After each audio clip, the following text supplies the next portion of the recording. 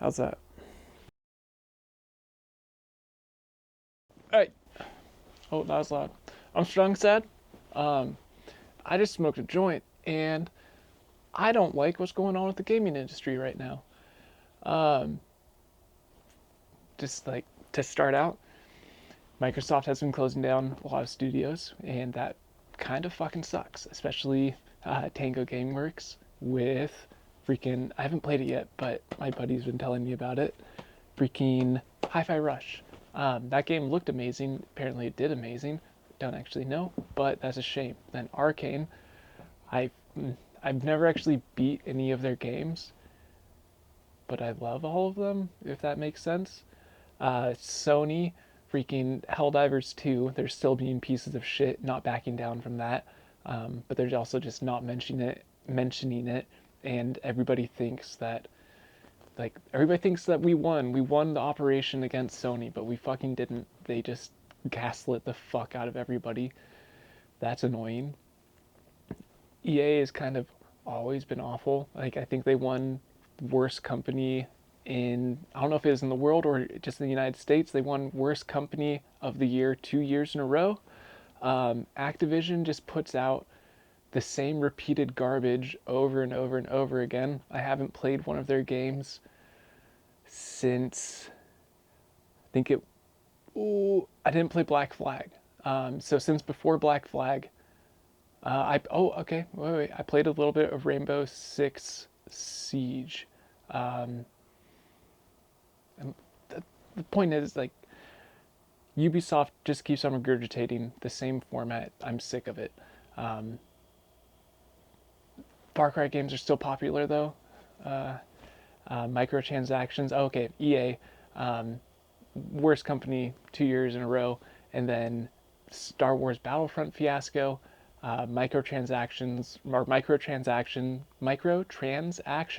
loot boxes, all of that bullshit, and then EA Origin freaking sucks too. So I don't buy EA, Ubisoft. Now I'm like freaking. I don't think. I don't think I'm gonna be. Oh frick! It's so freaking hard. I don't think there are any major publishers that are worth supporting anymore. They all suck. Like outside of maybe Devolver Digital, and like I don't even think they're like a major or like major publisher. They freaking help like indie studios finish their games when they need that like final fucking push. They're the least corporate of all the fucking major players in like the video game publishing market right now. And like I think indies are honestly the only ethical and moral purchase that consumers can make anymore. I'm back. Holy shit, I forgot to talk about Nintendo. Ah, ha ha ha. We're talking about like current major publishers, and Nintendo's probably the freaking worst. Have you seen the news about Vim's Lair? That was my favorite website for ROMs, and Nintendo has or DCMA stricken their site and removed all Nintendo related content. Like, there's a great video. I watched it. One sec.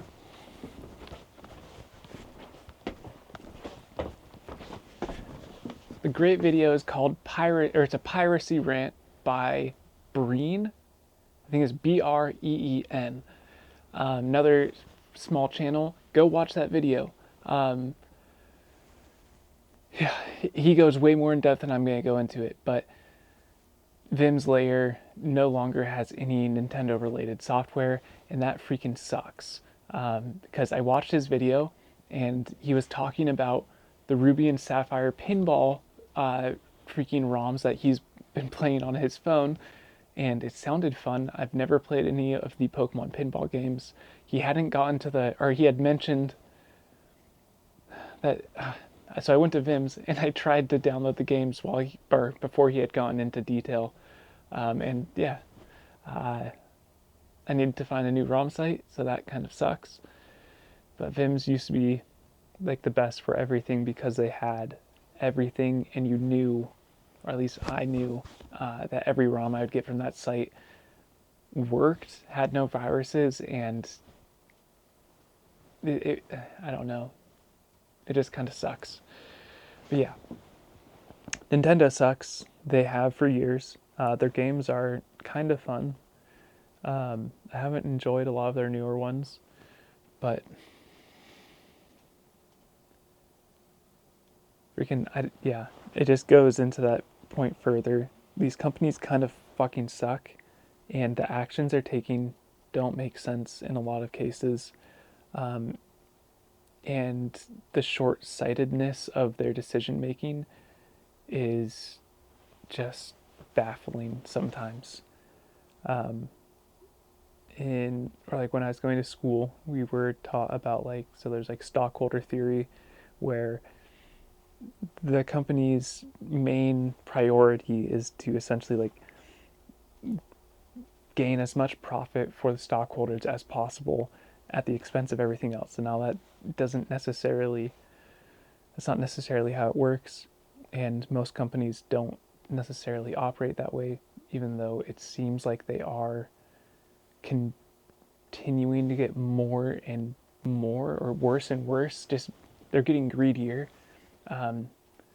But part of that is the dynamic of people still being willing to pay for their products and not complaining, which is where like the protests that went on, I don't know if there's like, or the boycotts, this is a better word, that went on against like Kellogg's, Starbucks. I think there are other couple like major companies. But, like from what I saw, those had impacts on those companies, and like they are. I don't know what their responses are yet, but they are responding, and they are being forced to respond. And that is like a collective vote with a wallet does work. Individual votes don't, and that kind of sucks. Can't tell if there's anything else. Go watch Breen's video. It's great. It's like 48 minutes long. You should watch the entire thing. Like it's worth it, I think. But yeah, I'm just gonna splice this in somewhere.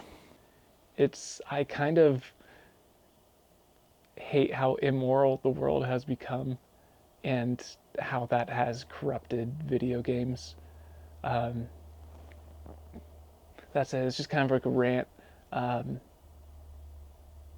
I don't think there are any publishers that are like ethically or morally justified to support anymore, but like I still want to play games. I'm still going to play games. It's so frustrating. And like voting with your wallet is kind of bullshit, because so many people just keep buying microtransactions. Like frick, even with Helldivers, I'm guilty of it. I spent $20 on top of my game. They got me. Or I know I caved in. They didn't get me. I was weak. It's just frustrating. I'm gonna play Elden Ring.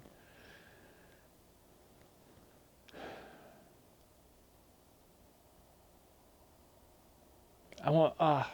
Sucks. Yeah, that's it. This is gonna be my next video.